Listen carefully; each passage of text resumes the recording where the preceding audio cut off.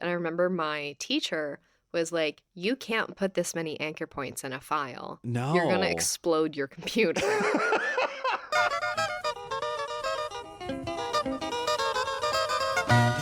Hello and welcome to Did I Do That? It's a podcast about graphic designers and the mistakes that we make on the way to making just about anything at all, because it's all part of the process. I'm Sean Schumacher, and joining me today, a very special guest, a powerhouse designer for the music world, not to mention the world of design YouTube. They're one of the biggest merchandise designers out there, having made work for the likes of Chappell Roan, Dave Matthews Band, Billie Eilish, Ariana Grande, Green Day, The Grateful Dead, and many more. And these days, you can find them on their own YouTube channel, or every week as a co-host on the podcast turned collaborative YouTube channel, Kelliot. It's Kel Lauren. Hi. Thank you. I appreciate the update on our collaborative long form YouTube video. Definitely not a podcast. Not a podcast at all. Well, it has visual stuff to it. Yeah. So that, It's honestly a movie. That I love that, because then Last week was a movie. You're eligible for the Academy Awards then. Thank you. And I think that's what we deserve, honestly. I think you should get one. I think I have to agree. Thank you so much for having me. I am so honored to be here. You're very kind. I love Dave Matthews Band being included in my roster because it is so funny. Yeah. It is so funny to me. It is so important to me that Dave Matthews Band is included because they are, unfortunately, part of my lore. It's really true. I mean, you have a very personal relationship with Dave Matthews Band and your design practice, fundamentally. Ironically, it's the long domino effect of Dave Matthews Band existing and then me being here. So... You know, the arc of history is long, and ultimately it is just for DMB followers. Absolutely. That's why I do everything, is like, will my mom find this interesting? Yes, as long as it has to do with Dave Matthews Band. Oh, that's amazing. I'm sure you can't sense this at all, but I've been under a lot of stress lately. Mm-hmm. You know, here at PSU, we are maybe about to go on strike. Yeah. And that's a not ideal situation, I would say, also just given the state of the world also. Yeah. But I was talking to my therapist, and, you know, she gave me some great, you know, kind of checklist items that I should be going through to get myself to a more mindful state. And I think just to start off the recording, it might be helpful. I actually have them sort of written onto cards here. Would you be willing to kind of go through these cards with me and like, you know, sort of help me get to a better place? Okay. Did anyone tell you life was going to be this way? You know, I'm thinking about it. I don't think anyone did tell me that life was going to be this way. I have a follow-up question. Is your job a joke? Well, you know, I wouldn't say it's a joke, but also I might be about to go on strike, so ask me in 3 weeks. It's a good running joke, then. If so. Yeah. Are you broke? Well, again, ask me in 3 weeks. I would say things are not doing great right now. I'm wondering why my therapist set up these cards, because I feel like they're stressing me out more and more. This feels very pointed. The deeper, that one actually does feel kind of insulting, because there's more kind ways of phrasing that question. They're like, broke. Yeah. Maybe she's just trying to figure out if I'm going to make the next payment or not. And you know, maybe they're just looking out for you. Yeah, I mean, she wants to be sure she's going to get her copay. Is your love life DOA? Well, I mean, that's a very personal question. Again, very personal. Yeah, kind of, a little bit. I feel like your therapist might know that. Yeah. Well, I don't have any conversations with my therapist. She just sort of generates cards for other people to read. So that's an interesting she maybe doesn't know that much about me at the end of the day. That's pretty good. Yeah. To use automotive terms, does it feel as though you're always stuck in second gear? You know, it's funny. That is actually a great way of putting it. That I feel like that captures a lot of my problems. Like, I'm not able to go at the lowest speed, but also not able to go at like a higher speed, and I think that's how gearing works in cars. And it just makes like a lot of noise. Like, it should maybe be accelerating past that. Oh, definitely. And could be fringing into pain territory. Absolutely. I'm just constantly fiddling with the little knob that does that, and I don't really know what it does. But yeah, it seems like it is not moving any of the gearing that it's connected to. Yeah, making a lot of just like car noise. That's really like confidence inspiring. Yeah, and the car starts rolling backwards, and everybody. You're on the freeway. Everybody loves that. like it hasn't been your day, and perhaps week, even a month. You know? Maybe even perhaps your year. If this has been anybody's year, I would... You know what? I'm not even going to say I would love to meet him because I don't think I would. Yeah, exactly. Keep it to yourself. I think that one's a big no. But yeah, like it's... Now that I go through that, I'm like, I think I get what she was trying to do. Is she was trying to guide me towards the thing that I have been using as my coping strategy for the, I would say, better part of the past 6 months. It is, of course, none other than Friends cereal. Right. So this is a new product that is being presented to me for the first time in my life. Yeah. The Friends cereal, for those of you who have not yet encountered this incredible purple product, is a cereal that... General Mills. Yeah. Which they seem to be strangely trying to hide on the cover, and I don't quite know why that is. But yeah, it is a coffee-flavored cereal. That's nuts. It has such hard pieces that I did have a jaw problem for a while. Well, it says may contain almond ingredients, whatever that means. Well, I would say that it contains things that are very much flavored like almonds in this sort of coffee mix. Yeah, wait, there's no actual nuts in here, so I don't know what the hard elements are that you're speaking of. They have done some sort of magic to make the little pieces of Friends cereal just about the hardest things. Like, I think if you were to build sort of a shell out of that, then you would be protected from any attacks just sort of permanently. But yeah, I think the thing that I have been very fascinated by, other than the taste and the fact that it brings me great comfort to eat this cereal, which not to bring out the receipts. Oh my God. God. This is, I've pulled from a bag all the Friends cereals that I've had in my house up until this point. I currently have 7 more that are unopened boxes. Have you shown this to your therapist? No, but I probably should. It does seem like a red flag. But again, I only communicate with her through cards. It's going to be, I don't know what card sequence that I would have to make to do this. But yeah, like this is just what I had at home that I had not yet recycled. This represents probably 25% of the Friends cereal that I've eaten over the course of the year 2025. Okay. This is 8, 9 boxes? I do have some follow-up questions to this. Please. I would imagine so. So, where does one acquire this cereal? That's a great question. Is this like a Safeway thing? Well, no. This is a Walmart exclusive. And again, there's never been a better time to be interacting with the Walmart Corporation. Right. Famously great to its employees and a good steward of every neighborhood that they go to. Yeah, I think the real story of this is that I saw this one day when I was coming home from going to the coast, and I stopped at a Walmart because I think I needed something cheap. And I saw this and I thought, what a hilarious joke. Why are they making Friends cereal? That show's been off the air for fully 20 years. That doesn't make any sense at all. The fandom's been online ever since. They never went anywhere. You know, that's the thing. They're still there. The fandom is very hot right now. Alive and well. It's been hot for a while, and The Office definitely has a big fandom, and I don't see any Office cereals.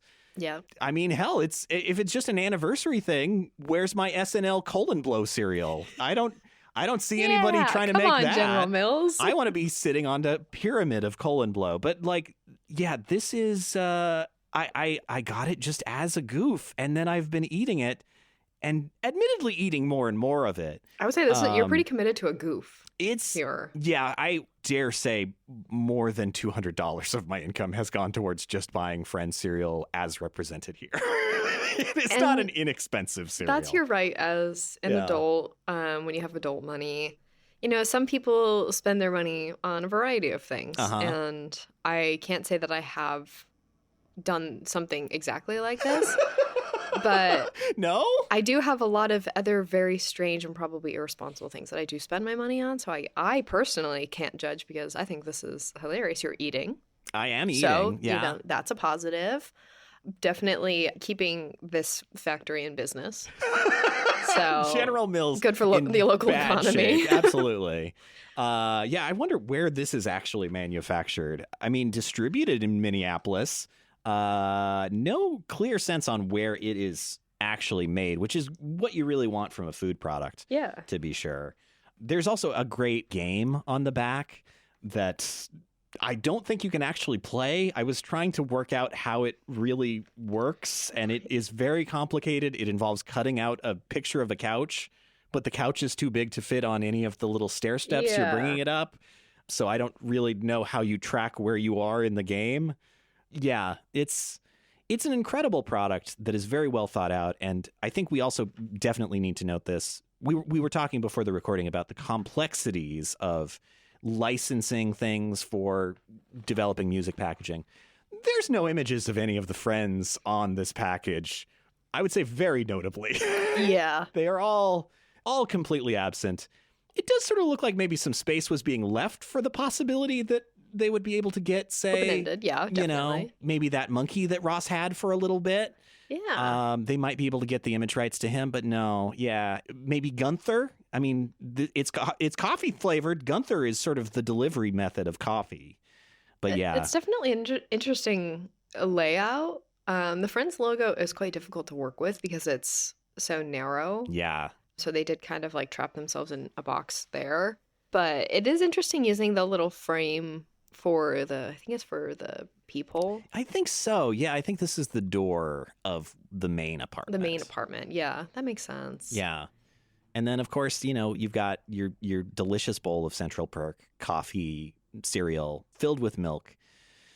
Got a spoon coming out of it. And then all the like symbols of Friends on here. We've got a key. We've got the fountain. Oh, ducks, of course. Wait, who doesn't remember the Friend duck bit? That's absolutely.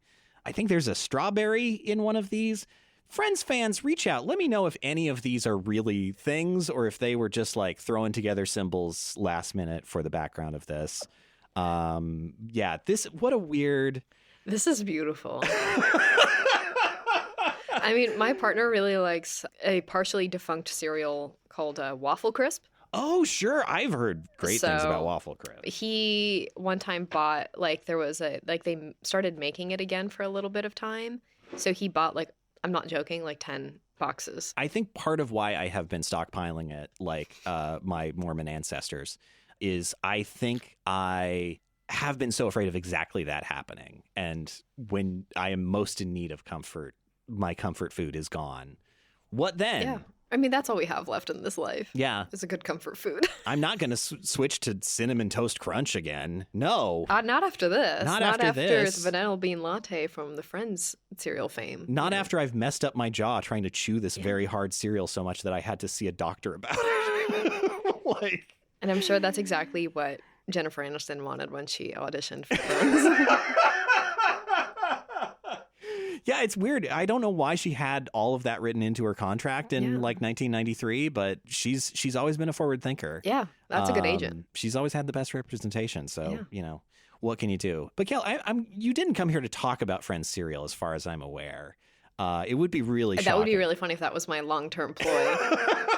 What if I was behind the Friends cereal this whole time? I moved slowly into packaging design, and I was like, what if we did a Friends cereal? And it just very specific. Sean has not watched any Friends, so who knows why this would even really... We only stock it in these specific Walmarts that you go to. Yeah. You're the only person I believe it is only 2 Walmarts in town, too. That's beautiful. Yeah, so truly an incredible product. I'm going to free yourself. I'm going to think about this for a while. I might have to get that for my mom. My mom loves Friends. And Dave Matthews Band. Honestly, you totally should because it's pretty good. But to go back to your mom, though, your mom is kind of part of your story of how you got into graphic design. Weirdly enough. And Dave Matthews Band. And Dave Matthews Band, yes. If anyone hasn't heard the story, so I got into graphic design because my mom met a woman in a Dave Matthews Band chat room in 2003. Great. What a 2003 moment. It's the most 2003 thing ever. You have to think peak Dave Matthews Band, as if his peak has ever ended. He's always at the top. But he, led my mom to joining this chat room, therefore meeting this woman named Heather, who I think studied a little bit of graphic design in school and resulted in me receiving a pirated copy of Photoshop. Wow. And that's how I got my start when I was a wee child. So I owe a lot to Dave Matthews Band. Honestly, that is such a powerful thing to think about, though, because that was definitely kind of the end of the file sharing era. You could still do it, but you were maybe more likely to get a virus, and that you actually had a copy from someone and you could put it in your computer and install it. And it stayed in that computer. Yeah. It never came out. It went down with the ship. It sort of melted the computer. It did melt the computer. Yeah. It's a powerful program, Adobe Photoshop. Yeah. Like, you wouldn't be here without having that moment. And you really got into making design in Photoshop in middle school. Yeah. So what kind of work were you doing? Like, what were you interested in middle school Cal? So we're taking it back to, I think I was in 6th grade. I think I started like working in it when I was in 7th grade. That's like when you're a kid, I only think of things as like what grade I was in, and not same like here. Yeah. Oh, when I was 11. It was like, no, I think I was in like 5th grade. But so 2008 was when I was in 6th grade. Both of my grandparents, my mom's parents, got very sick and passed, and my parents both lost their jobs in the recession. Oh. And it was a very bad time for my family. And so I had a whole friend group that we were all kind of going through some sort of traumatic thing. Either like there was a loss of a family member or just like economically very difficult. And we were all in middle school. And I went to a very small pre-K through 8 school. It was a regional deaf and hard of hearing school. Oh, sure. And I am hearing, but I would say like half of the students were deaf or hard of hearing and the other half were hearing. It's kind of a unique situation where it's a school that it was fully independent. It was not part of a school district. So the school was extraordinarily underfunded. Oh, and that's not ideal. It was, we were kind of behind with some sort of technological developments, but we did have a computer lab and we had to share computers because we didn't have enough computers for everyone. In that computer lab, I was introduced to KidPix, which I feel like is something a lot of people get into. Absolutely. The power of KidPix. Yes, I really liked KidPix. And then when I got Photoshop, I was like, oh, this is like adult KidPix, but it's like it's way less fun. KidPix, like the interface is so fun, and I wish Photoshop were still like, I wish Photoshop were as like ridiculous as KidPix. Yeah, is. Where are our cow sounds? Where are our sort of strobing explosions that you can? Why can't pause? I just drag a little GIF in and just like have it continuously animated in my artboard? Adobe, you have so many product teams making so many features that no one wants. No, so what if we did Adobe Firefly instead? No, we don't need to do any of the updates you guys are asking for. Yeah. Firefly. So that was kind of like my intro, and so I started making like fan edits of obviously the Beatles. Duh. At the height of sort of revived Beatlemania, too. Very much Beatlemania of 2008, 2009, 2010. Very big era for the indie band, the Beatles. And I was also like, I was around that time where I got really into Taylor Swift. And so I was also in like Taylor Swift chat rooms and like forums, and I would just make edits for either like my page or for my friends or like my online friends. And I also started making merch, ironically, around this time because I, like you said, Beatlemania revival. Yeah. I would go and like buy like Beatles t-shirts, like whenever there would be a new one that would launch in like Hot Topic or something, I would go and buy it. And ironically now I do exactly that, where I'm designing stuff that'll like end up in Hot Topic. So including Beatles stuff, it's hilarious. And so I started making shirts I would sometimes make like a composite in Photoshop, make a little bit of a collage, and then I would print it on like iron-on transfer paper. And then I would iron that onto a t-shirt, and I would give it to my friends, and I would either like make one for myself or give them away. And I went to a Paul McCartney concert when I was in 8th grade, and it was at the Hollywood Bowl. It was like, I got tickets for my birthday. I was like, oh my God. This is a fancy concert. It was a huge deal. Like, I had never been to LA before, and so I got to go for my 14th birthday. Wow. And so I made a t-shirt for that, and there's a picture of me in front of the Hollywood Bowl sign that it just says like Paul McCartney on the back, and I'm in a t-shirt that I made. And it is so cute. I think of that t-shirt all the time. It is like, I don't even know where it is. I don't know what happened to it, but it was one of my favorites, and I made like Wow. part of it in Photoshop, and then what I would do is kind of like collage it onto the shirt. Hey. And then sometimes I would use like puff paint. I would do like embroidery on top of it. Oh, Like, so you're really thinking like mixed media almost. I'm doing exactly what I do, what I do now. But I was doing it just for fun, and that's kind of like really where I got my start. And then in high school, I was supposed to take like a tech class where they're like, "Yeah, here's a megabyte, and then there are so many megabytes in a gigabyte.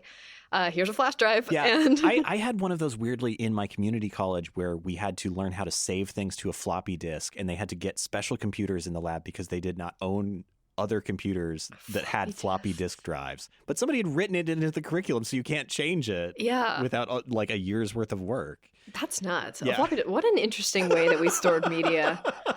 I mean, and so reliable too. Yeah, definitely. Yeah. I mean, it's what a novel little item. It's just a physical save icon. It's kind of cute. It's like a little coaster. They are actually a very delightful form factor. What a delightful little form of I've been media. watching a lot of videos lately about mini discs, which What is a mini disc? Oh, a mini disc is so great because it's like those little tiny CD-ROMs, Yeah. the ones that you can't do anything with. They go in like a camcorder. Yeah, exactly that. So a mini disc is one of those basically inside a little plastic shell like a floppy disk, but you can like record to it. They're so delightful. Just the prestige of like, this isn't just a disc that's going to get all dirty. It's in a little shell, and you can see the reflectivity of the CD. That's cool. Oh, it's like it's a smarter way of storing it. Yeah. It's protected. Yeah, it's definitely how they should have made CDs to begin with. But, Interesting. it's like the packaging really matters for that kind of stuff. And Yeah. You develop this like relationship with like, oh, it's a floppy disk. Ah, It's so cute. It's a little guy. Look at it. Yeah, it's way better than like flash drive. It's not fun. No. Floppy disk. Yeah. Very fun. Even though floppy disks are also unreliable, I don't look at them every time I, need to print something and go like, which one of these is broken? Yeah, exactly. Is there anything on this? Oh, this only has a USB-A port on it. Trash. Literally. Ugh. But yeah, like, I mean, that's an incredible thing. Like, is this starting to kind of level up your design practice? Well, so one of my friends that I grew up with, her mom was one of the counselors. So I was supposed to take this tech class, and I really didn't want to, because I thought it was so boring, and I also knew everything in it. So my friend's mom let me into this graphic design class. Oh, really? As like to fulfill the tech requirement. And I was the only sophomore in the class. No, actually, I think there was one other sophomore because it was supposed to be for like juniors and seniors. And I had been able to qualify for it because I had taken an Art 1 class already. And it's kind of like a teacher referral type of situation where they only want like certain students going into this class, I guess. So I was able to get referred into that. And that's where I met my art teacher that I would have for the rest of high school. And he is the one who like sat me down, was like, you should pursue art professionally. Really? Because I was originally going into like veterinary science. Oh, wow. So okay, that's a completely big different jump, just because I come from like a science and engineering family. Oh. So my older sister is an aerospace engineer, and both of my parents are like environmental science people. So they did like a lot of like field research and stuff. So it was kind of like almost like an expectation that I would go into some form of science. Yeah. Because I can't do math. And so that would ultimately catch up with me. Yeah. But that's what I was originally planning on doing, because I grew up doing 4-H, and so it was kind of like a good prerequisite for me to want to go into. Do you know what 4-H is? Oh yeah. Oh, okay. Yes. Some people don't know what 4-H is. It's a very Midwest kind of thing, but I guess California would also have that because that's sort of the grain belt or whatever they call that. Yeah. Definitely. If anyone doesn't know what 4-H is, it's like FFA without the religious aspect. Because my parents are very, very secular people, so they wanted us to go into 4-H because you learned about like animal husbandry, you learn about like community I didn't realize it was sport. that like farm Yes. focused. Wow. Very much so, but it's also very like ethics driven and understanding where like your food comes from. Hey. I obviously had a very hard time with the market aspect of a lot of that. So I showed pygmy goats, which don't go to market. They're not good for feet. No, I wouldn't imagine so. And they're very like docile. They're like dogs. Like they're very sweet, friendly little guys. So I grew up doing that. I learned so much about animals growing up and just like the care of animals that I wanted to go into veterinary science. Yeah. That's what I thought I wanted to do. And then this teacher comes along and like how far into the class are you before you get like pulled aside to be like, please, you should be doing this? It was my senior year. So I took my design class my sophomore year and I took like art 1 my freshman year. And then I did art 2, art 3, and then I did AP art my senior year. By that point, I had started to gravitate more towards digital media. And for AP art, you have to select a concentration. And so I did applied design in the music industry. Oh, wow. Okay. It was very direct. I mean, you really... Very direct is what I wanted to do. Talk about calling your shot, though. Yeah. I mean... It's all I like, when I was thinking back on like everything that I've done, like, I don't know why I ever pursued branding as something that I thought I wanted to do, because that's like graphic design. Oh, you do logos. And every time I would try to do a logo, I'm like, I hate this. Hey, like, yeah, this is same here. miserable. I hate doing this. But if I'm doing a logo for an artist, suddenly it makes sense to me. But if it's for like a coffee shop, I like short circuit. So, what about if it's for a cereal that's sort of made after a fictional coffee shop? If a musician were behind it, I could do it. But then if it were just like a other form of entertainment, like TV, my brain can't compute it. Interesting. So by my senior year, it was when I was like applying to schools. I like was wanting to go to like UC Davis, and that was my big goal. And then I was like having this discussion with him after school once, and he was like, I think you're like making a mistake by not applying at least to some art schools. And I was like, well, so I don't know if you know this about my parents, buddy. My parents are not going to be keen on that, because I was supposed to do this, non-art route, but I've always been like very artsy. Yeah. So it's just kind of like, it just took me to go, I think I need to do this. And he thought I would be very miserable if I didn't pursue art, which he was right. Yeah. When I'm not creating, I'm very miserable.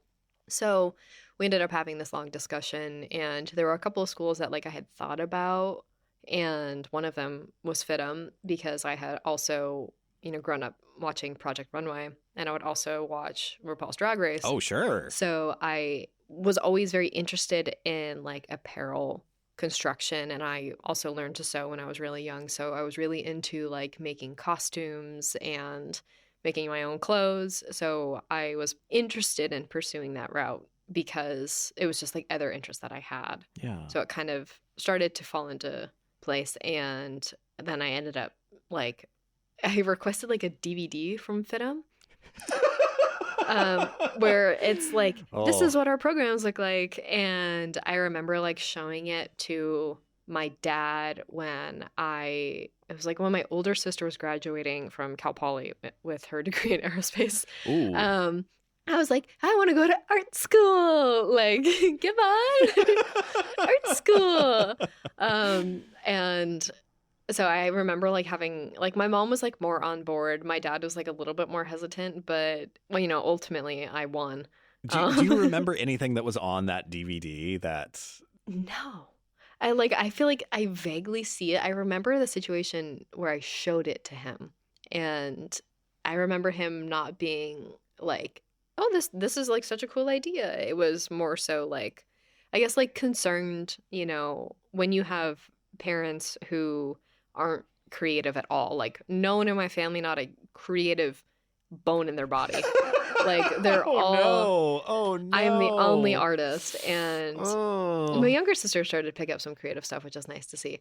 But in general, like they're not art people. There's no one even in like my extended family who's like artsy at all. Like it's all non-art people. So I had to like sell the concept of art to them, and they ultimately didn't want me to just like not make a living. Yeah.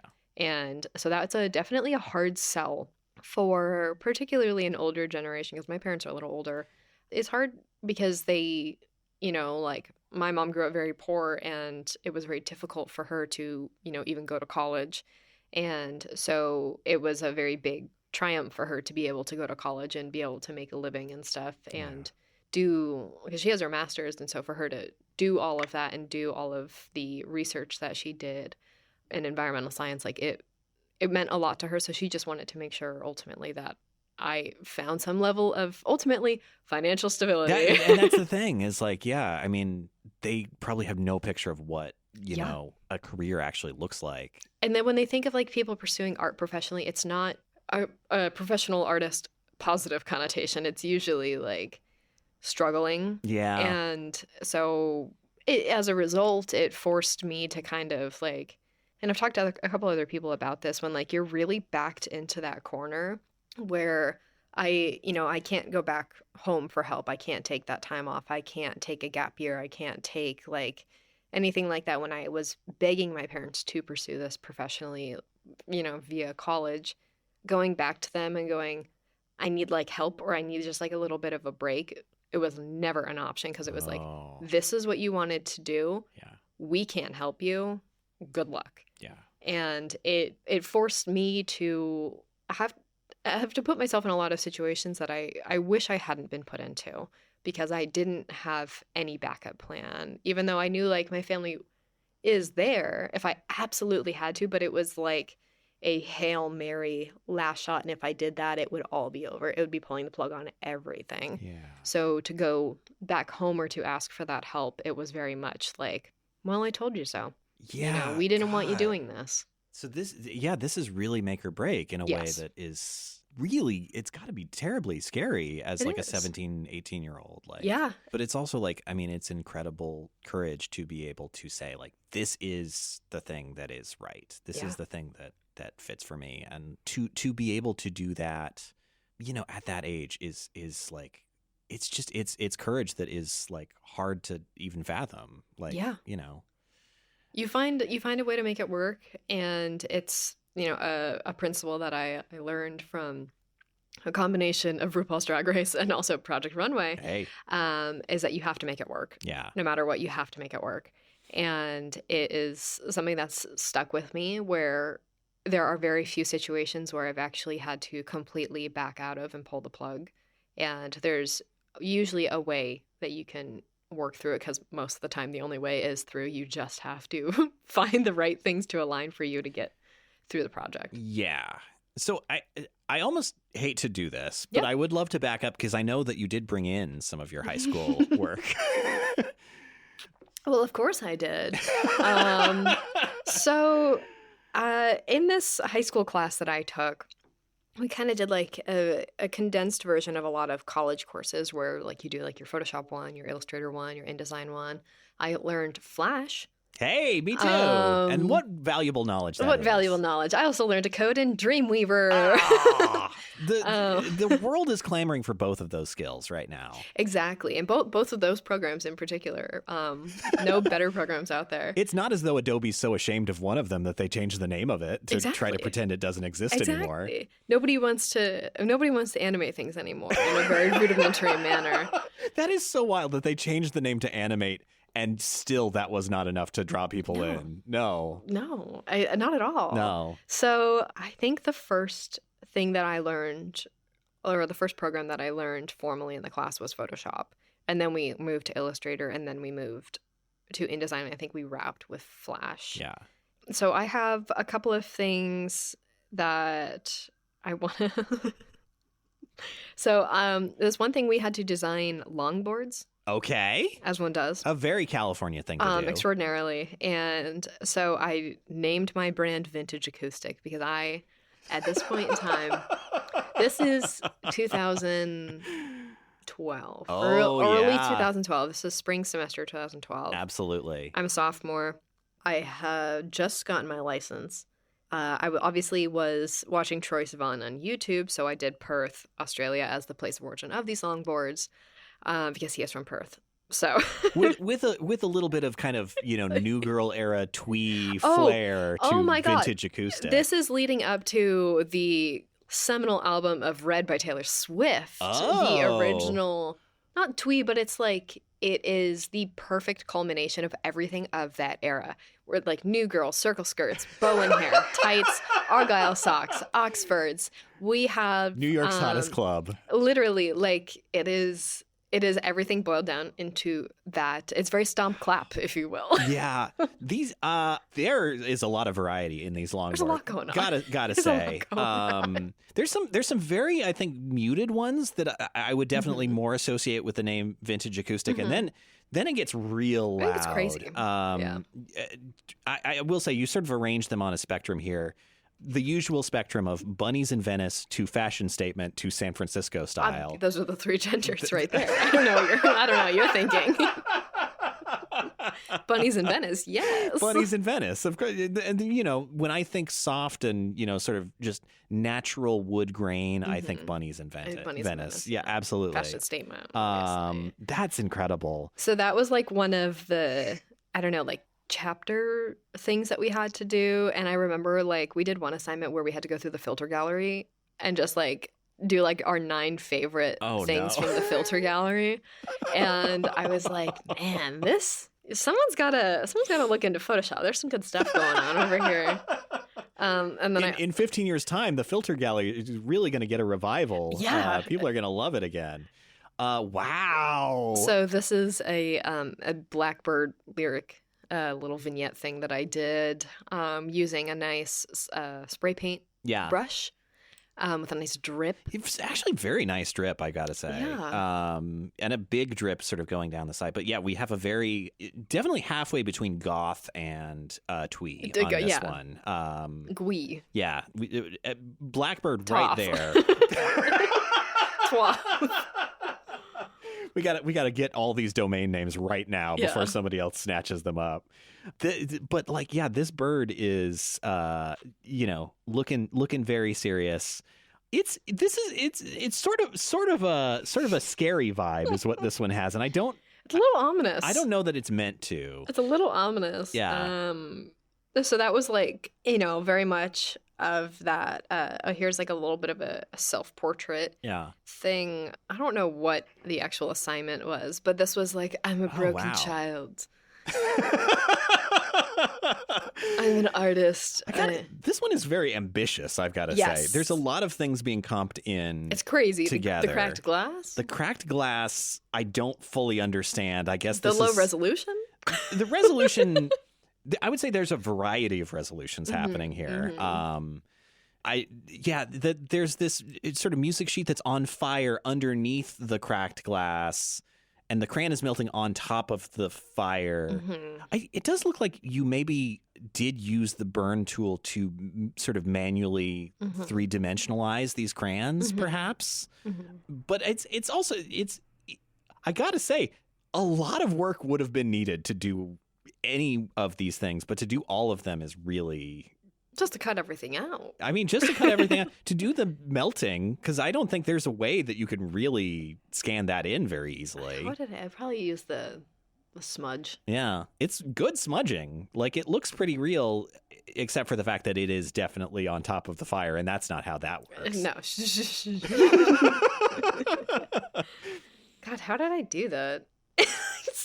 the low resolution of the cracked glass. Yeah, the thing that's closest to us is the lowest resolution of the entire piece is a bit of an issue. And the funny thing is, these pictures are not me. Oh, they're not. This is some random child. I guess why would you have old-timey sepia tone black and white photos of yourself? Yeah, even though it's because I grew up playing classical piano, so I played a lot of piano begrudgingly. And I have pictures of me like painting as a child, so I don't know why I went to google.com and pulled some random child. This is the era before any of that stuff would have been scanned, I guess. So maybe it's just like a convenience thing. Yeah, like we're saying, it's like that era of like slightly lost media because we just weren't good at storing files yet. Yeah, and the files that we did store are all at resolutions that are even lower than the resolution of that cracked glass. I think this was like when I learned about blending modes, and I was like, no, hold on. Oh. You're telling me I can just drop an image in there and then just one click and it's taken care of? That's beautiful. Yeah. So turn on that dissolve one. That'll make it even grainier. This is another good one. So this is also when I started getting really into Coldplay, as one does. So here's a nice little lyric image of the wonderful show-stopping song "Fix You." So there's a lot to take in here. There's a lot. I mean, this is also very of the era of word clouds. Young people, for some reason, we used to really love when all the words were sort of densely packed into a thing. In very emotive, like one word is bigger. This is the one. Yeah. Which it turns out it's really hard to do with like multiple sentences. It is. Even to this day, like working with a lot of lyrics is so hard. Oh, yeah. Like the read path alone is going to be a big challenge. But like, I mean, I will say, I can read this in the song order, which is pretty effective when you get right down to it. The type choices are dated, but their choice. They're also, that's a style that's coming back around. So I don't know. What's your favorite? Is it the honeycomb pattern? Well, is it the little girl head vignette thing? Is it? It's definitely the screamo to fix you in. Is it Bleeding Cowboys? It's absolutely Bleeding Cowboys. Absolutely, it's Bleeding Cowboys. There's no doubt about that in my mind. So, and then dash Coldplay. Well, you gotta attribute. I mean, obviously gotta credit. Yeah. If there's one thing that you've learned working in the music industry, it's that attribution is actually really important. Exactly. I mean, like the drip factor. I was really into making sure things said. Why is waste? Not noticed. There's a little bit of a drippage on the word waste. Wow. And it's wasting away. Yeah. So that's dripping fun. things are being wasted usually. Yeah. So, when I think about things like this, I'm like, yeah, it makes sense that I do the job that I do now. Yeah. So I'm going to give you a follow-up to that with, so this was for my Illustrator final when I learned about my favoriteest tool in the world, gradient mesh. Dear Lord. Now, many people don't know about the gradient mesh tool. I don't think I've ever seen a denser gradient mesh than gradient what mesh you've fears presented. Me. It hates to see me coming. Gradient mesh. I don't think I've really seen someone sculpt with gradient mesh the way that you have. You've actually sculpted the Coldplay man, Chris himself, and so is it just his sort of jacket, or is it also his head? Because that is also sculpted. The whole thing, everything, and I think Coldplay is Bleeding Cowboys. Oh yeah, but the background, maybe a double layer of Bleeding Cowboys. The background I image traced. Yeah, but everything else, the foreground, is all gradient mesh. And I remember my teacher was like, you can't put this many anchor points in a file. No. You're going to explode your computer. And I was like, what are you talking about? And then I'd go to like outline mode and he's like, dear God. And I'm like, what are you talking about? Like, yeah. I just can move really slowly, just not be able to actually move around my artboard at a normal pace because it has to constantly load. Yeah. Illustrator famously not, I think, a well-performing program, especially not at this time, especially not on 15 years ago. Yeah, your high school computer that has a CD stuck in the drive. Yeah. I don't know, did you ever see the show Reboot when you were a kid, or was that a little before your time? I believe it was the first computer animated kids TV show, and it looked it. But there's some surface things that are happening on this piano that do remind me of that show. Just sort of low poly, definitely. Kind of circuit boardy looking things. Yeah. That's pretty wild. But like, I think in all of these cases, though, this is very ambitious work for a high school student to be doing. Like, this is why I think that same teacher would go on and have the discussion with me that we did, because this is the stuff that I was attempting when, we were doing very rudimentary stuff in my graphic design class. Yeah. And I emailed him a couple months ago, and I haven't spoken to him since I graduated.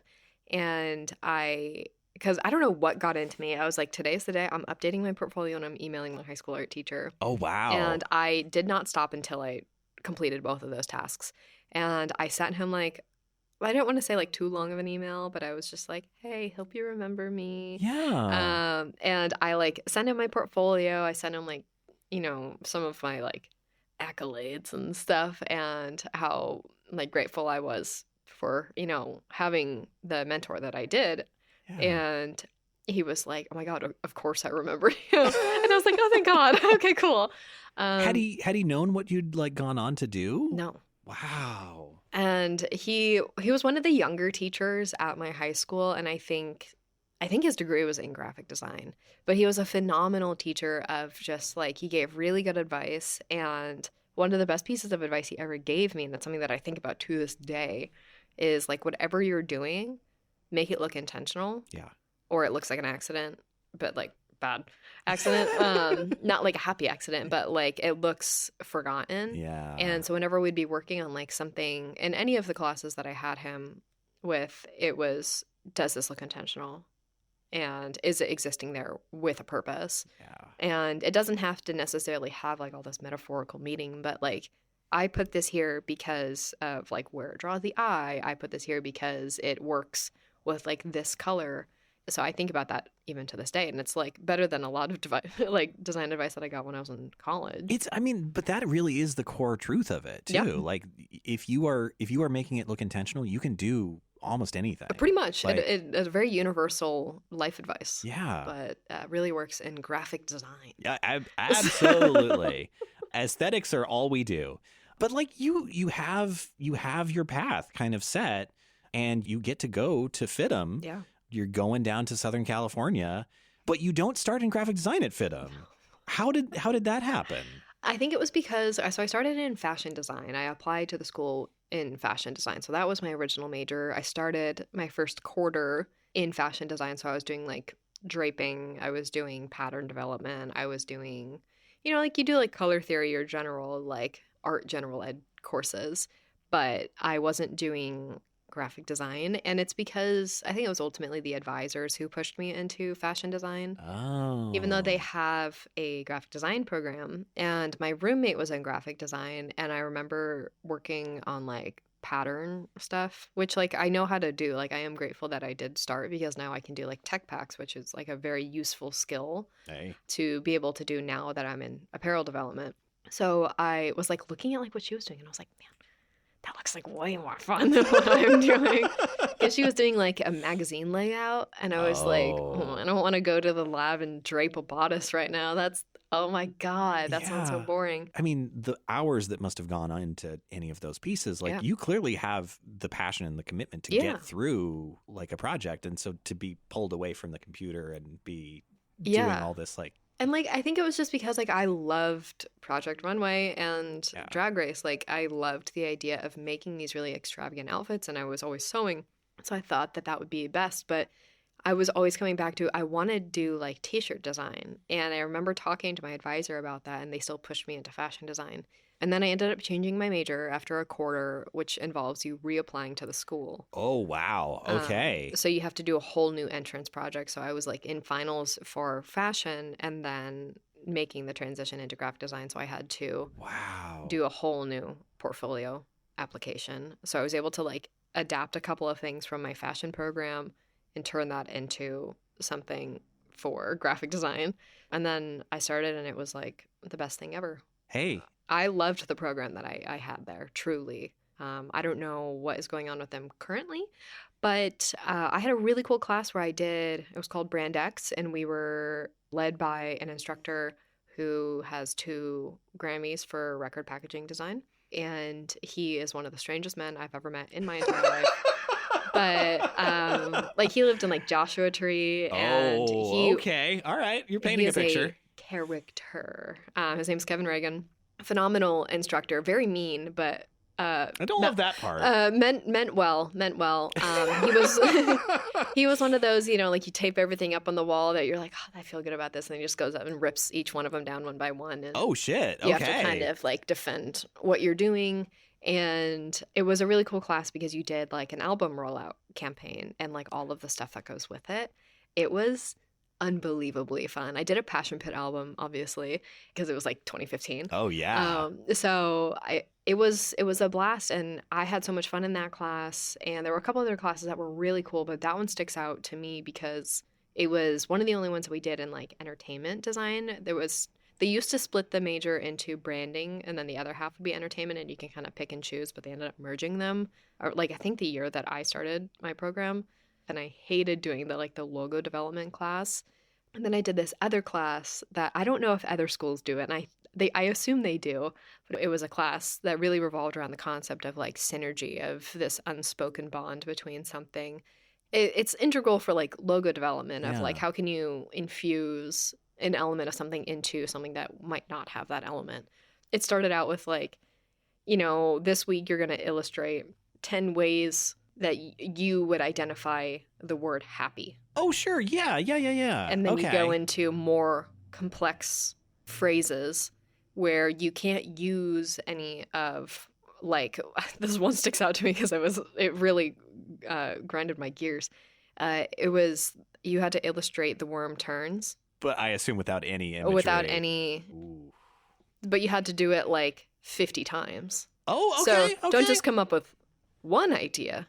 Come up with 2. Yeah. And 3. And 4, and you have a week. Oh. And you have to illustrate all of them. But that's beautiful, though. Like that, I mean, that's a hell of a thing to be throwing in terms of a phrase for that. But like... And each week they got progressively harder and harder and harder. But that was just like one phrase. So you had multiple phrases. Interesting. It was so much drawing. And there were so many times where I was like up so late and I was like, I can't think of a single thing, another way for me to like interpret something in an abstract way without using the thing. Yeah. So it just comes back. The worm can't turn anymore. Literally, and I'm like, okay, so what is a worm? And like, you do your apple, you do your dirt, you do, like other bug type of things. But you just start to go a little nuts. But I think it forces you to start to think of things in a really weird manner. Yeah. And I'm very grateful for that class. People hated that class. I hated that class. But I get it in hindsight. Yeah.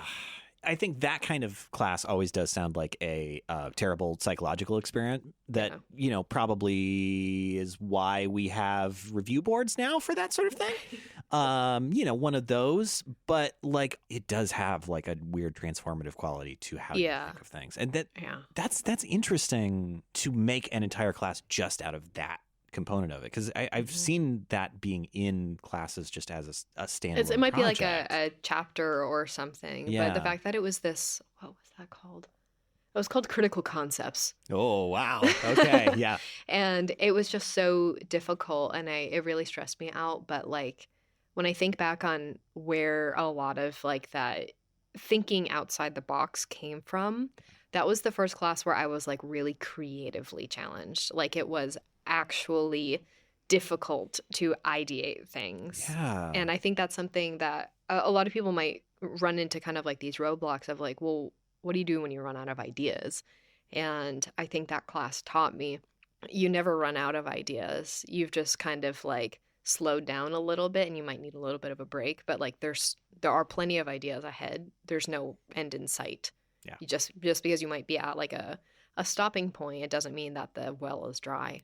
Yeah, or it's like you've exhausted the things that were able to generate more predictable ideas, and you need something to push your brain into a different space. Like that's where talking to other people is really helpful. I'm not around a lot of non-creative people because they're really not my people. Yeah. But like sometimes like I'll run a design by my mom. Hey.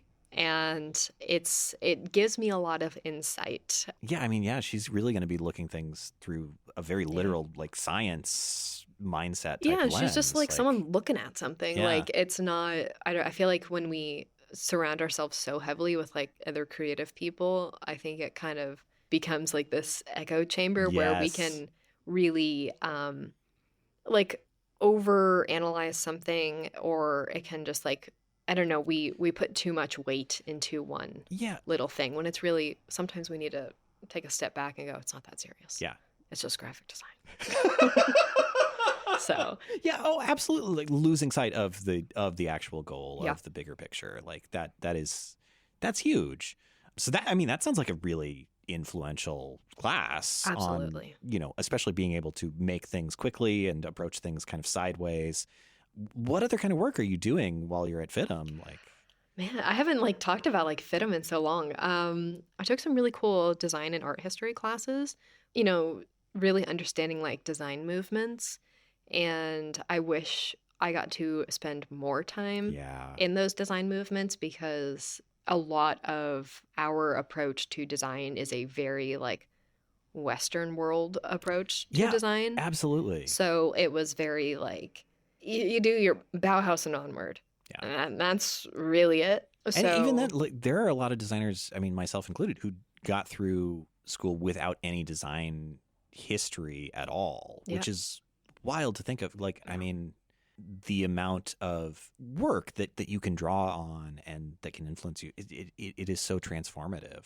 It's almost as important as that iteration piece. Yeah, absolutely. There's so much, and I think understanding design history is important, especially in a time of rising fascism. Yeah. Because I think a core principle of Western design is this response to fascism. And I wish more people had the opportunity to learn about it, because it is, I don't know, it's a big part of how, just art in general being this response to culture.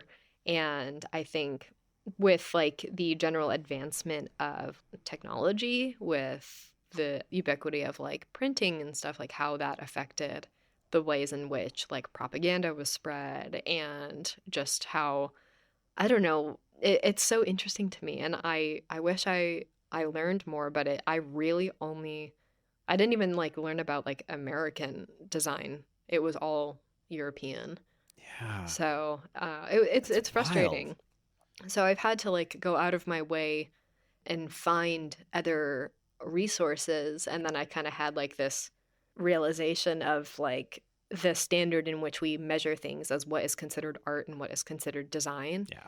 It's a very Eurocentric idea of oh, well, if it's not done this way, then it's not design, because then it's just art. Yeah. And it's a very arbitrary line drawn in the 1830s. Absolutely. And it's well, if it's not done this way, then it's because what I've learned, at least in my own independent studies, is if it's not done through these very specific design principles, coming especially from a non-white country or culture, if it doesn't follow those principles, then it's just art. Yeah. But only it felt very much oh, well, only these European artists and these designers, that's when it becomes design. Yeah. And I was maybe maybe this is really bad. the way that we're viewing what is considered art and what is considered design. And it's why I don't like the idea of design isn't art, because I'm you're measuring that against a very European standard. Yeah. And you're preventing especially non-white art forms from being accepted into the design space, because you think, oh, because it has to be made with typography and a printer, then it's design or something. So it's been really kind of freeing to go, I don't like the way that you guys are drawing this line between it, because I think design is just about intention in the art, and that can mean anything. It really can. So it really can. There's really no distinction to me. So I think everything is art and everything is design. Yeah. And I don't really think you can separate one from the other. Yeah. And I think in the truest sense, that is absolutely the case. It is weird, because I do feel the distinction is definitely more drawn on the art side of this is what we are, and here's the gate, and we're keeping it right here. And it's what pushed me out of fine art in general, because I grew up doing a lot of fine art, and I was in painting classes, and as I got older, especially when I was in art classes in high school, I was I don't like how snobby you guys are. Yeah. It only gets worse from there. And so that's why I was also hesitant of going to art school, because I was I cannot continue to be around to the fine arts world. Yeah. And it's something that I still try to stay a little bit away from, because I have not felt it's been productive for my creative vision and just how I function as an artist. So I like the idea of, back to my YouTube, of I want everything to be very fun and approachable, And I just want people to like let their creativity out without this being like, well, this isn't technically considered design, or this technically isn't like this, pure form of an art. Yeah. And I just want to be able to have like that free moving space where people can just, make things without judgment. Yeah. Well, and I think that's about kind of where we are in the story too, because you're graduating FITM, and that's about the time that you do start your YouTube channel. And it really didn't kind of start off as design focused. No. You were doing a lot more kind of general kind of lifestyle work in those. Yeah. Like what sort of got you into wanting to do that? Yeah, I made no money. I still don't. So, I wouldn't say you don't go into art for the money. No, don't do it. If you're thinking of that, yeah. It's definitely that's where the big bucks are, is in graphic design. Yeah. But I ultimately started doing it because I, grew up very online and watched a lot of YouTubers, but I wasn't too sure about what I wanted to do. So I was just like making whatever. And I liked the idea of like putting my creative efforts into something that was outside my 9-to-5 job. And so I did like a lot of really random things. Like my first formal video was like a grocery haul. I watched that. And I'm so sorry that you it was spent time doing. It was interesting too that it was Ralph's, which I don't necessarily think of as, like an exciting grocery store. No, it's Kroger. It's as Kroger as it gets. So it was the grocery store that was across the street from my apartment, and because I lived in downtown LA, and so I spent like that. When I did that haul, I spent like twice the amount of money that I normally did. Oh. And I was like, I want people to think I buy clothes, and when I did not. Upholding even, like unrealistic standards for groceries. For groceries at Ralph's. Or groceries at Ralph's, yeah. All places. So, and then when I got into design, it was kind of like, let's just see if this works. Let's see if this is interesting, and if people will even, have like, they would actually like care about something like that. Because there were a couple of like design YouTubers, but there were no women, and there were no like queer people. It was very like man and mostly white man. Yeah. And it just wasn't, no one was like tapping into what I was looking for, of just this very approachable, welcoming space to design. And I think we were talking about this before, like there is, especially at that time, a real lack of being able to capture the joy, I think, in creating work in a lot of that media. I mean, there's plenty of that stuff that I do like and enjoy myself, but it's also a very different lens than I think I was seeing when I started this project, and like you were going into it. It's there is something of the magic that, you lose when you are focusing on kind of smaller aspects, I guess. But like it's a couple years in that you do that pivot too. Like, you really, you have established yourself at that point. Yeah. Definitely. And you're also working a full-time job right out of school in affordable LA, affordable Hollywood. Super. Yeah. What sort of jobs are you doing kind of in those days? So after I quit working at that branding agency that I started at when I graduated, mistakenly, I should not have done that because it was a really good job that I should have stayed at for a little bit longer, but it was just so boring. Oh. And I had such a small, young brain and a lack of stimulant medication that I think really could have benefited me in that circumstance. Well, you were like 20 then, I was right? also 20. Yeah, like, I mean... When some people are still, still get to be in college, I had to take up, a full-time job in the industry and then also fully support myself off of that in the affordable city of Los Angeles. So affordable. People just like, I mean, I have 5 apartments there right now. Yeah, it's so easy. A dime a dozen. So I quit working there. I worked at a marketing agency out in Culver City for a little bit, and I was fired from that job because I told my art director to get bent. Because he was trying to, like, it's like cartoon situation where he was like, you need to design this logo in Photoshop. And I was like, my brother, I cannot do that. Oh, God. Wow. And so after like a week Why of would like, he want that? What the hell? because he was a man on a power trip where he thought he was like some creative genius. And I was like, I don't think you know what you're doing. And like, I don't know what I'm doing, but so game recognizes game. You knew more about what you were doing than he did, though. Exactly. And I was like, I'm at least being chill. Like, you're being really annoying. I don't want to redraw this in 2 weeks when you need it bigger. Exactly. So I was taken into a conference room and I was let go, and I had to be like escorted out. Oh. And it was like a startup agency that like collapsed very soon after that. But I had to Uber or take the bus to the train station from the office, and then I would take the train. Oh, God. So it took me like, an hour and a half to get to and from work to commute out to Culver City because I was living in downtown. And so then I was fired from there. And then I was hired doing phone case design at a company called Zero Gravity. I was the only designer, and I made $14 an hour. And I thought I was making big bucks because I used to make minimum wage. Hey. But, at the time, this was 2016, and that's not good money. No, not really. No. Especially living in LA. Yeah. And, I mean, there's been a lot of inflation, but not that much. Yeah, not that much. Not that much. I mean, now I think LA's minimum wage is like $20. I wouldn't be surprised. So, that's good, but I made very little money. And so I was doing product design, doing like the actual like back of phone cases. And so then I was doing essentially like art direction for the entire brand on top of designing because I was the only creative person. And so then I was doing like all the content. I was doing the website.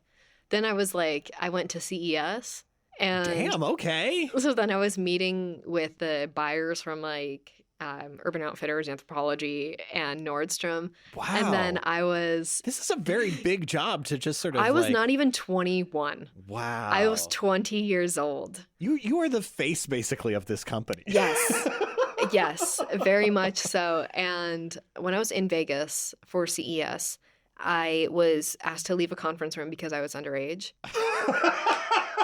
And my boss was like, we're in the middle of like, we were meeting with the buyers from Nordstrom, and I was asked, like a security guard came in and asked to see my ID. Oh.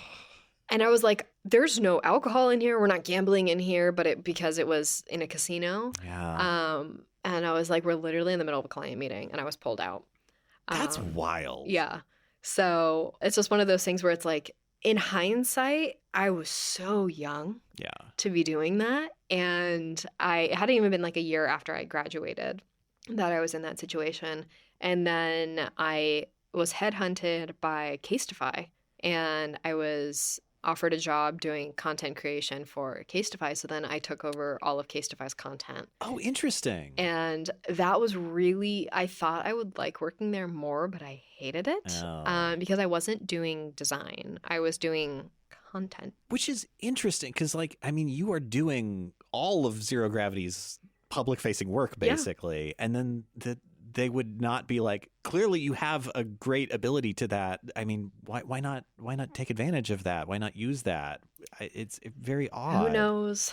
Yeah, when I moved to Casetify, because it was like, higher pay. Yeah. And so I thought that I'd be more into it because obviously I knew about Casetify because I was working in the phone case space. It was just extraordinarily stressful. I was directing campaigns for all of like their new releases. And then the biggest thing that happened was for the iPhone X launch. Our intel about the color of the phones was wrong. Oh, no. So before, like during like the keynote, we were watching the keynote, and it would like the color just kind of like drained from our faces where we realized that there actually is no rose gold. Oh, shit. Yeah. So, and then we had to go back and immediately like edit a bunch of content, which was difficult because there was stuff that was like video that was shot, and we worked with an international team because Casetify is split between LA and Hong Kong. So the Hong Kong team was scrambling. We were scrambling. And then shortly after that, I quit because I was so stressed out. And then that's when I got the job at this branding agency with the worst boss in the world. So I went from like bad environment where when I was working at Zero Gravity, the boss was, I really liked him at first. And then I realized he was kind of insane. Yeah. And was really horrible and like, not like violent, but would have these really loud outbursts and like yell at employees and fire people. And then it kind of dawned on me. I was like, oh, this guy's insane. Oh, it's a bad place. I see. And I was like, well, he's nice to me. And then I would like, I would like talk to my coworkers and I was like, oh my God. That's when I was like, okay, I'm going to leave. And that's when I went to Casetify. Casetify was very stressful. That's when I like started to cry in the bathroom. That was like my precursor of I would get yelled at because something didn't go the way that the director had wanted. And then I would go cry in the bathroom. And like, okay, it's fine. And then go back. And then eventually I had quit and then tried to freelance in that intermediary period. Did not work out. It's hard to get into that under duress. Absolutely. Yeah. I was only 21 at this point. And then after a couple months of trying to freelance, I got an eviction notice on my door. Oh, shit. And because I didn't have a dime for rent. Oh. And it was the only time that I had to ask for money. And it was thrown back in my face multiple times from family members. And I was like, and I'm never doing that again. Thank you so much, guys. And so I learned the hard way that is not something that I can go to for help. And because it will come with shame and, I'll be reprimanded for needing help. Yeah. And so then I took this offer from this random branding agency out in Pasadena. And that is like when things really started to fall apart for me because I, again, was making no money. I started as an independent contractor with the illusion of if we like you, we'll onboard you full time. And that always works out great. Many such cases. And that was with the boss who sought out young, fresh out of college designers that she could sculpt into who she wanted them to be. And so it really started this big domino effect of, oh God, maybe I shouldn't have gone into graphic design. You've entered into a cult is kind of what has happened here. Yeah, and everybody is so crazy and mean and nothing is fun. Nobody makes any money. That's a great combination. Yeah. So that's when I started really having my panic attacks because of this boss who was so horrible to me. And I had a story I've told multiple times, but I sent something to print with an error. And it was a calorie count on an in-store handheld menu for a veggie grill. And high stakes. High stakes. I believe also a organization that prints new menus like every 3 days, it seems like. And it was for a lemonade. And the calorie count was 110 when it should have been 70. I don't believe that it could have been 70 having tried their lemonade. Exactly. And so it was just a wall of text in InDesign. And I had caught the error after it had gone to print. And when it had gone to print, the project manager signed off and was like, we don't have time to send this to our proofreader because we had a proofreader that we would send pretty much everything through. Oh. And we didn't because we were, on a tight timeline. We got to get these menus into people's hands. Yeah, people desperately need the new handheld Nasty menu Burger or whatever. Yeah, exactly. So for $25. Yeah. And so we sent it to print. And like a couple days go by and I don't know what compelled me, but I opened the file and I was just looking through it and I knew all of the copy inside out and backwards. And I had caught the error and I remember sitting there thinking, I have a couple choices here. Because I'd already got in trouble for like little things. One could say just being a normal employee. And some people would not even consider these things like an issue. Yeah. It's just part of being a person. There's no print piece that goes out with at least one error on it. Exactly. I've never had it. And it has to happen. Yeah. And so I noticed the error and I was like, okay, I should do the right thing. What I learned, sometimes you don't need to do the right thing. No. Sometimes it's okay to do the wrong. You got to be in a safe environment to do the right thing, it turns out. Exactly. And so I had to go, hey guys, so I'm looking at the menu and the calorie count for the lemonade is wrong. um, and it was like you would have thought a plane hit the towers. And it was like the world started, like the room went dark. I was getting like tunnel vision. My ears started ringing. Jet fuel doesn't recount the calories in lemonade. No, but it did melt my heart. Oh. And I was pulled into a conference room. Literally, I'm not even joking. Like I felt like I was in like the what's the room, the situation room? Oh, sure. Yeah, absolutely. That was me with the veggie grill menu. God. And it was the start of like the worst like 3 months of my life, where every single day I was pulled from my desk from work. Every day? Every single day. I was pulled into a conference room and we recounted every single thing that went wrong to lead that to go to print. And I remember my office manager was like, I'll offer to pay for the reprints. And I was like, I'm not offering to pay for the reprints. I don't have $300. Because, like, in the grand scheme of things, that's just the cost the client would eat. It's like, yeah they're bad, whatever, but... They've got, like, 500 locations. What $25 burger, they're fine. Yeah. So they only have margins. They don't have any costs. Exactly. And I remember thinking, like, God, you're evil for offering to pay for that, because...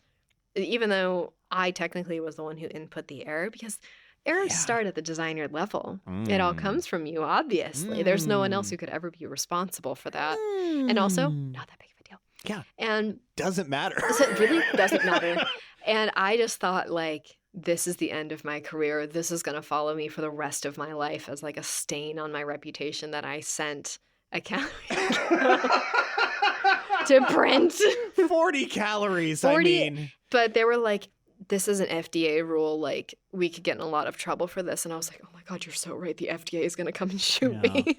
So, worst case scenario, you make a sticker.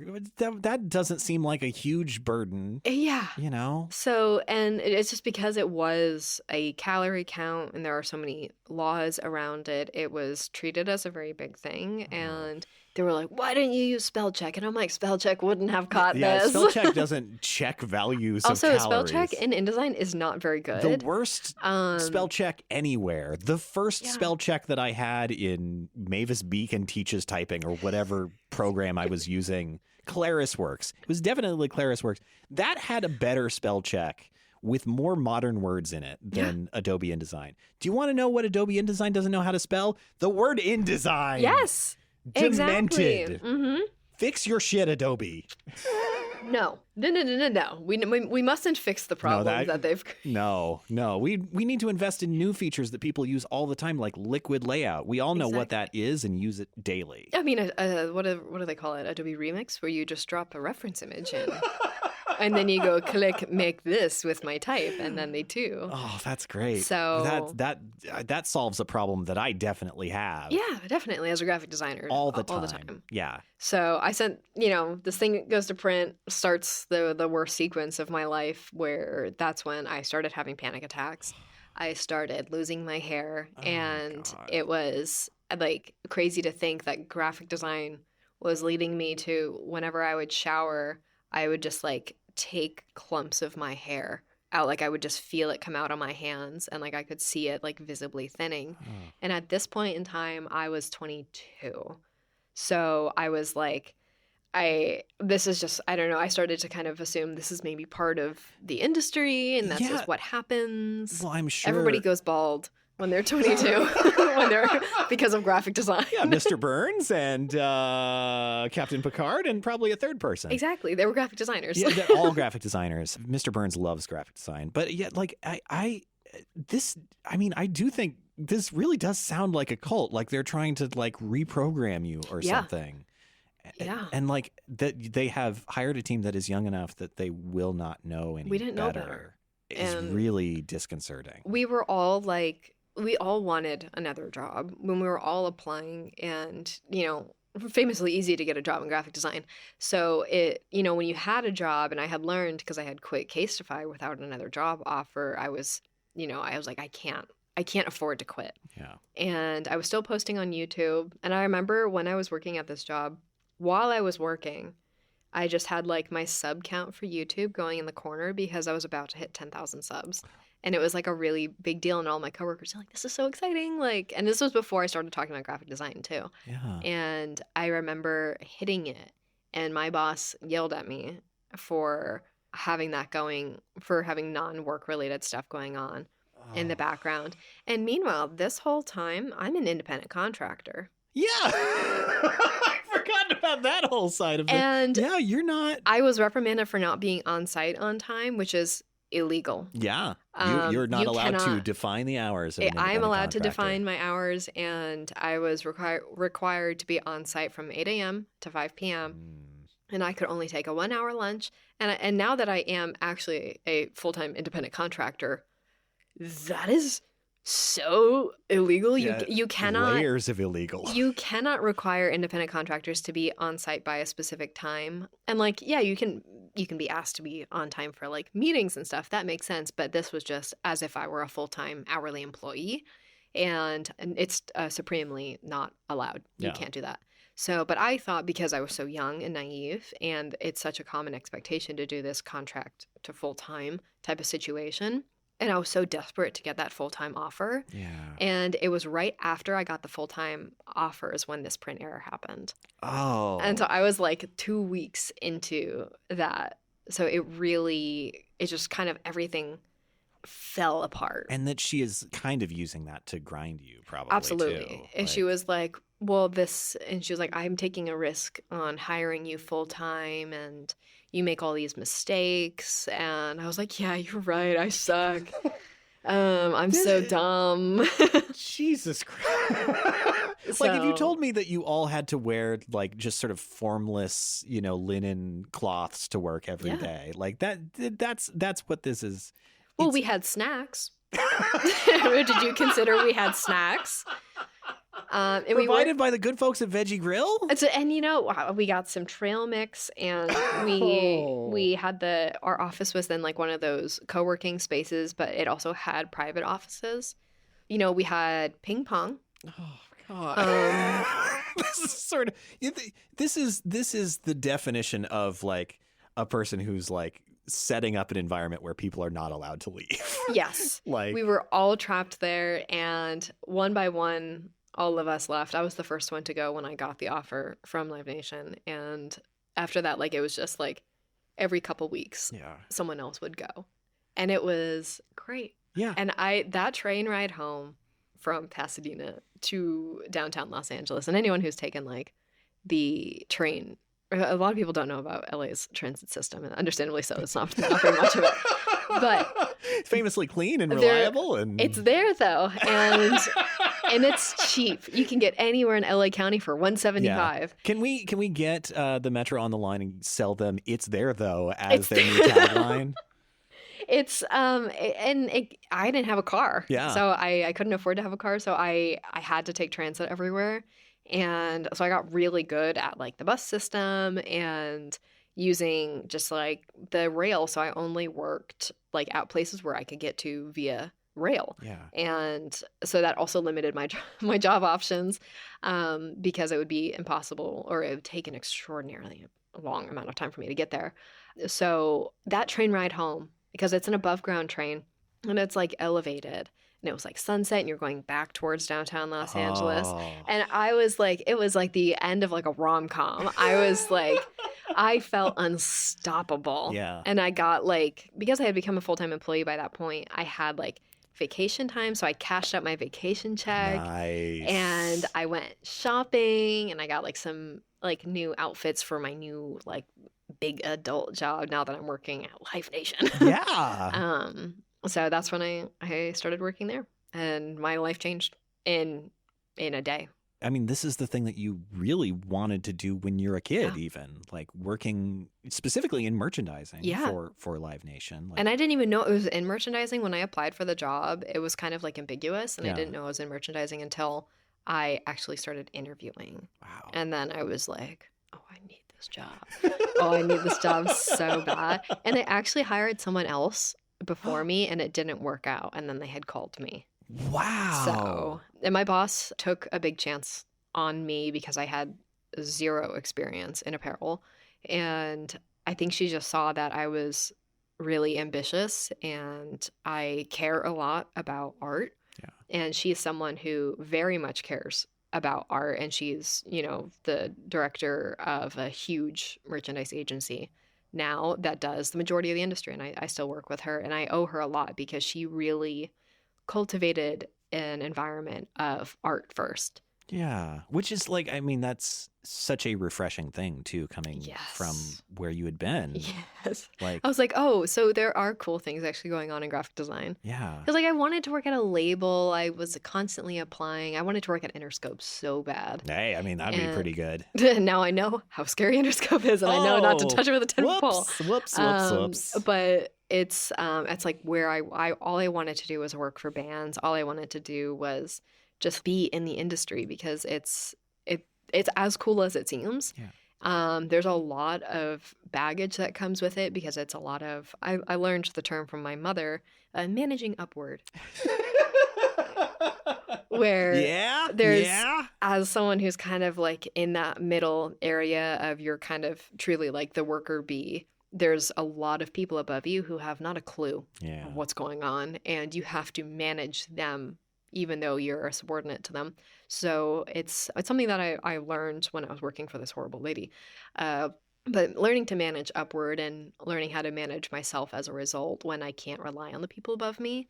And it's just, I love what I do. I really, really do. And I'm forever grateful for the fact that someone took a chance on me. And you get to work on some incredible projects like while you're at Live Nation and build these relationships. Oh, I have a funny story. Oh, please. So when I was at Live Nation, towards the end of my time there, and it was only ended because of this little thing called COVID-19. I never heard of it. What? This little indie disease that happened. Indie like the Beatles. Yeah, exactly. Exactly. So similar reach, weirdly. When I was there, one of the last projects that I worked on was for Foo Fighters. And I was doing like merch for this album rollout. And so I was like doing, I did some like t-shirt design. We were designing masks. We were designing hand sanitizer bottles. Oh, wow. Talk about a COVID project. Wow. It was beautiful. And so I also did like a vinyl slip mat. And so it was just like for this new album that was coming out. This was like in April 2020. So we had like gone working fully remote. And we were like, oh, we'll be fine. This will blow over in 2 or 3 weeks. I seem to recall saying on a phone call in March. Yeah. And I remember in December of 2019, tours started getting put on pause. And I was like, what? Yeah. What? Huh? Seems a little presumptuous. Yeah. And it was like before like we had I had like been aware of this looming thing. Yeah. But the entertainment industry knew. Yeah. And so when, that was starting to happen.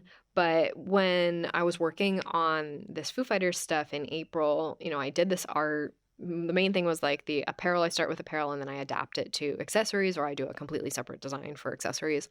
So then I like threw the art on like a slip mat and I had to like adapt it because it's like a circle. And coming from like a long rectangle for apparel design into a circle, I had to just like reformat the art a little bit, and then I did some really crazy custom type for the apparel, and I was like, I don't have time. I have a 5:00 deadline. It was like 4:52. Oh, yeah. And so I was like, okay, I just gotta throw this on there. And so then I just typed out Foo Fighters Minutes at Midnight in like Futura condensed, all caps, same font size, both pieces of type, whatever. And because that's something like I like doing. Yeah. And it's got pop, it's got verve. Yeah, you don't need to overcomplicate type. It's very straightforward. So then I like sent it off, and then a couple of days later I get furloughed. And so it was kind of like expected a little bit, but I was like obviously sobbing because I was like, this is my dream job. I worked so hard to get this job. Like I still made no money. I think I made $21 an hour. Oh. Working at at Live Nation. Well, their tickets are famously cheap. Famously cheap. I don't know where they'd find the money. Yeah, I mean, if people don't know, they are the parent company of Ticketmaster, everyone's other favorite company. It's like if they joined up with like Adobe, it would be like the best company. So I think, yeah, they need to get Parker Brothers in there because then they could have a real, just a collection of monopolies. Yeah. So it was this, whole thing, and I was like, oh well, why? Sure. And because I made a little bit of money from YouTube, which was like a couple $100 a month, I didn't qualify for unemployment for very long. Oh God. And I never got a stimulus check. And so I was like, well, I guess I have to try freelancing because nobody's hiring a graphic designer right now.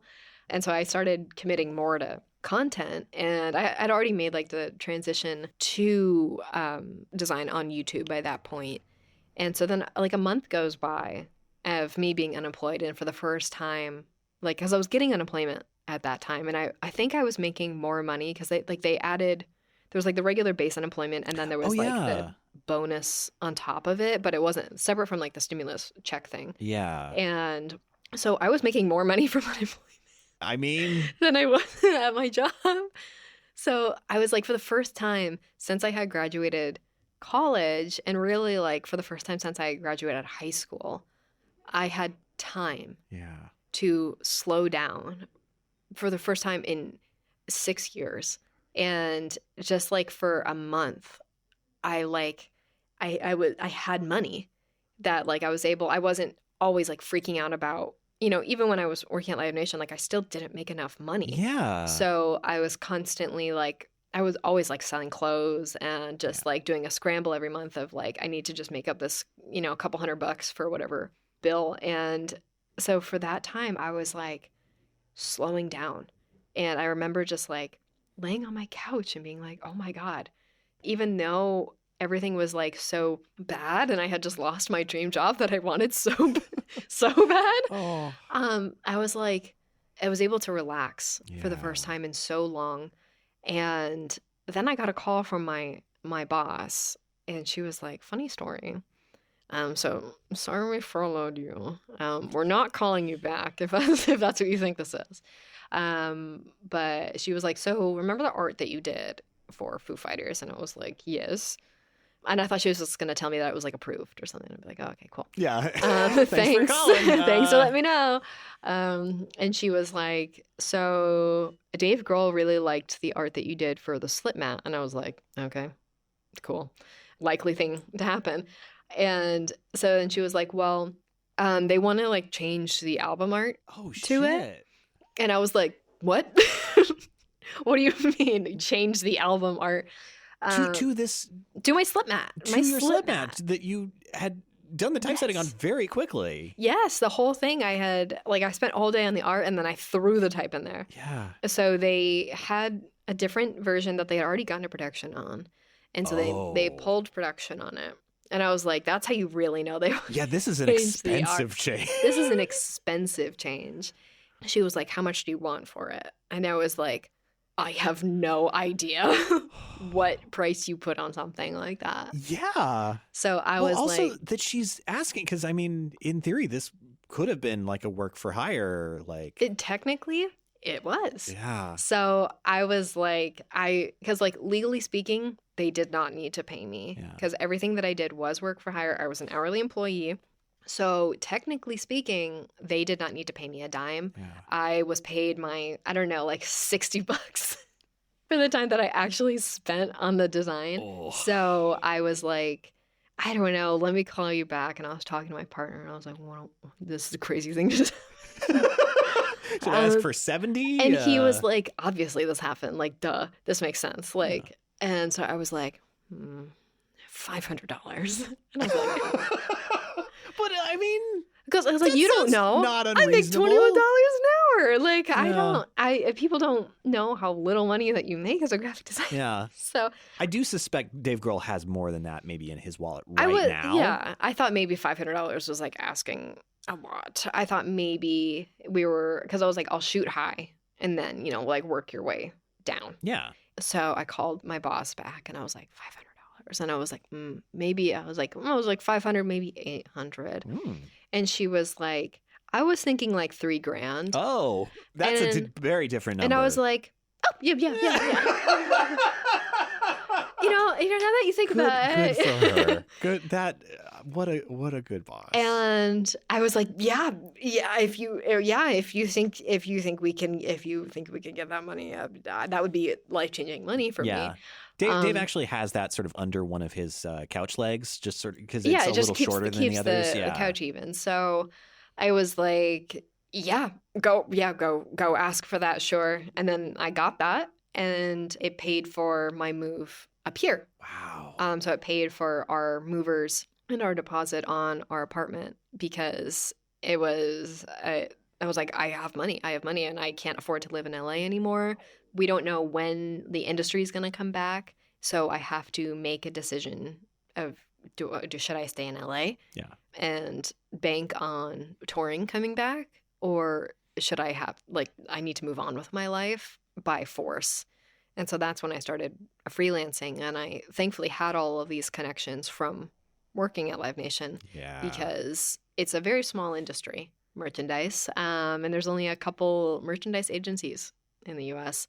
So I had all my connections already laid, and that's how I got here. But it was because I got this album cover, and it was a really big deal to have that recognition from someone who has a lot of notoriety. Oh, absolutely. Well, I think it's such an interesting touch point when you think of part of what brings you to Live Nation is the typo on the menu and them being too cheap to want to pay for that. And that it's Dave Grohl being pulp the run. I want your work. Yeah.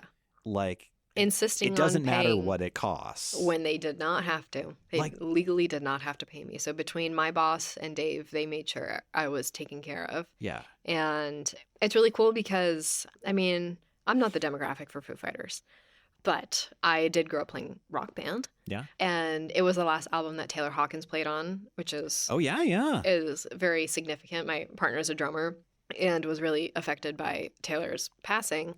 And then the album went on to win Rock Album of the Year.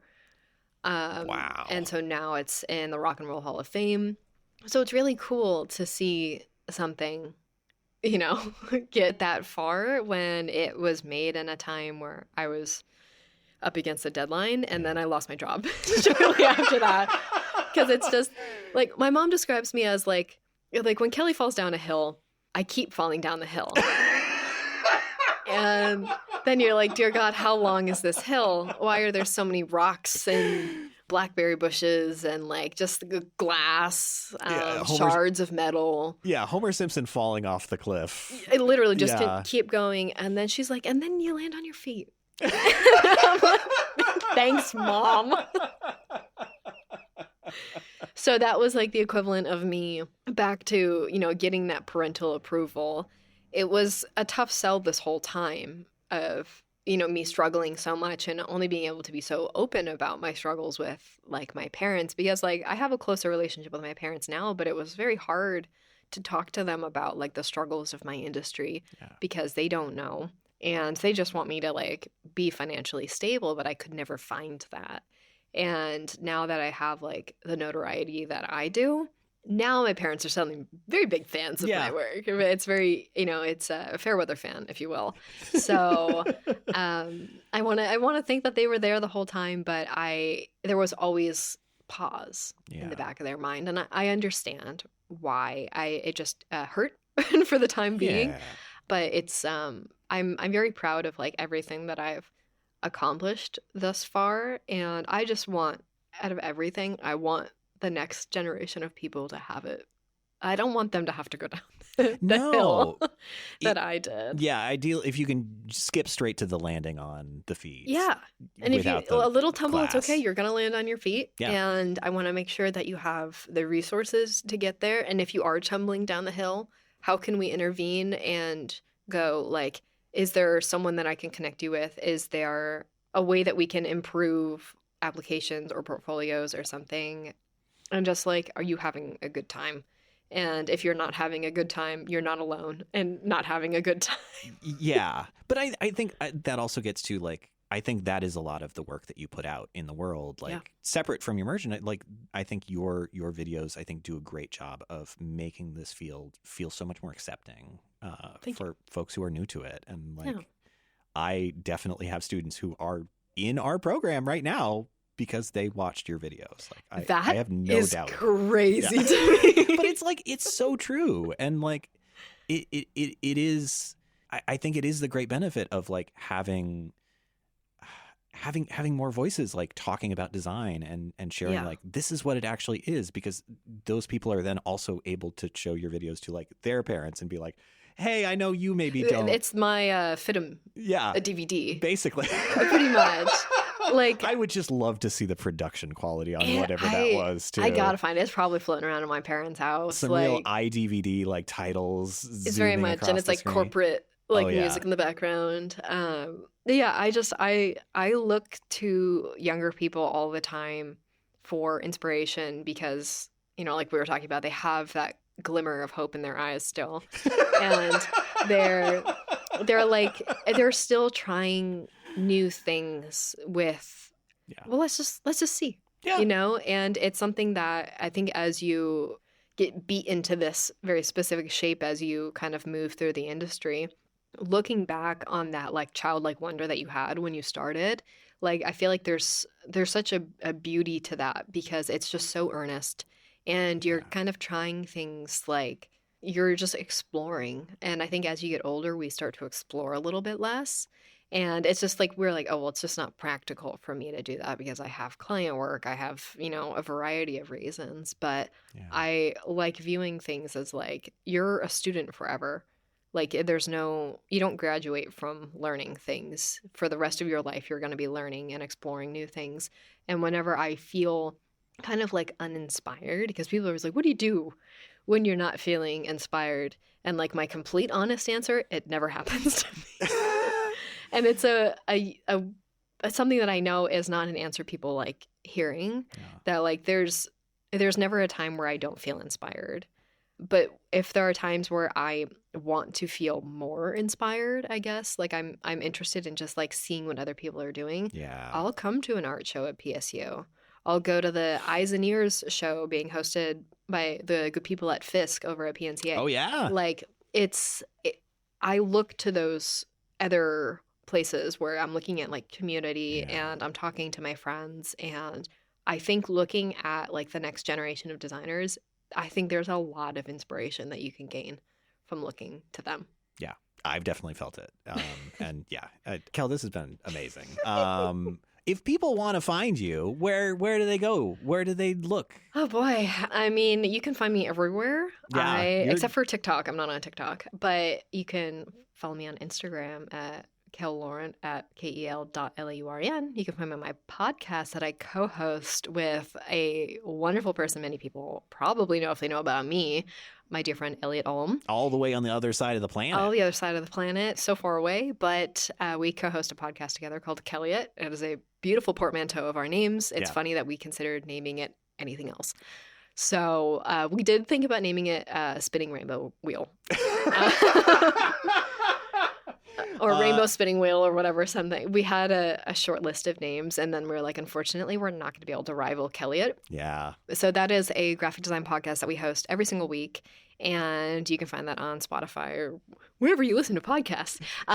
You can also find it on YouTube because we do have a video accompaniment, and a lot of the times we are doing actual designing. So if you want at least minimum an hour of like real in-person design content, you can go to youtube.com/Kelliot, or just you'll find us.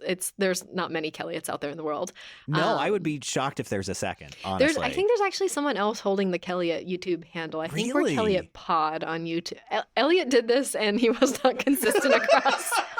So hey, there's only one of me and I'm not consistent across. So I mean, you can find me everywhere. I do have a YouTube channel under my name, KelLauren, where I do post. I'm doing more like industry stuff now, instead of like the real live designing stuff that you might see on Kelliot and come join our community. It's really a welcoming space for everyone. And we really, try to, as like the anti-gatekeepers, but a lot of people say they don't like gatekeeping, but they don't actually do anything about it. So I share as much of my like tips and tricks. I'm not going to sell you a beach house in Idaho. I'm not going to be like, download my asset pack. And also that is $25. Everything is $25 Yeah. And so I want everyone to have equal access to exploring art for whatever reason. You don't need to do it professionally. You can just do it for fun. And there are a lot of people who are experiencing the same things that you are. And there is a place for you in our space. And we have a good time. We have a good laugh. It's a very deeply non-serious design podcast. Yeah. But I think there's you want two people who are typically coming off of their ADHD medication when we film. So our bonus episodes that we have on our Patreon is called Unmedic Elliot. Because by that point in time, both of our medications have worn off. So by that point, we're off the rails. Like we're not making any sense anymore. But it is just an extension of our main episode. So that's like my kind of lifeline right now. And it's holding us both accountable to making content more consistently because neither one of us want to disappoint the other person. Hey, it works. So that's where you can find me. And I love everyone here at PSU. It's so nice to see that there are people who still care so much about graphic design. Well, I mean, thank you. But also, like, hey, if you're out here listening to this show, you should listen to Kelly because you are a friend of the fun design community. Like, absolutely. Thank you. Thank you so much, Kel. And one more thank you, out there to all of you for listening to this. If this is your first time here, be sure to subscribe wherever it is that you found the show, unless you found it like on the street on a napkin. I don't know how That'd be pretty cool. It would be interesting if you found it on a mini disc, maybe in your dad's mini disc player. Yes. I guess go talk to your dad and find out how he got a working mini disc player in 2025, because I don't think there's many of those left. And I would love one. Thank you. But also, I keep trying to make this shorter, and then I do things like that. And I don't know. I feel like the two things are fighting each other. Ending a podcast is very difficult. It really is. And yet I have all these things in front of me that I choose not to read.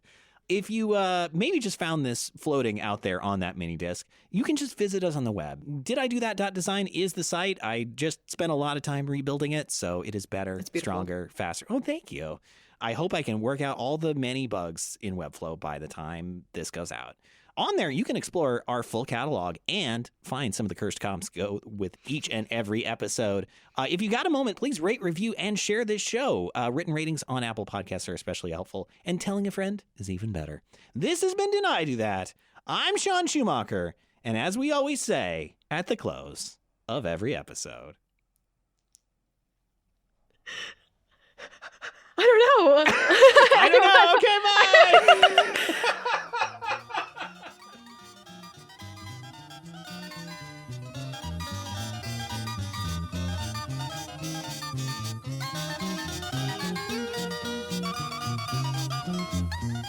And like the old Photoshop interface is like extremely intimidating and not very intuitive. No. And I was also a child, so I didn't necessarily have, I just had me and my Beatles posters and the 2008 recession in the background.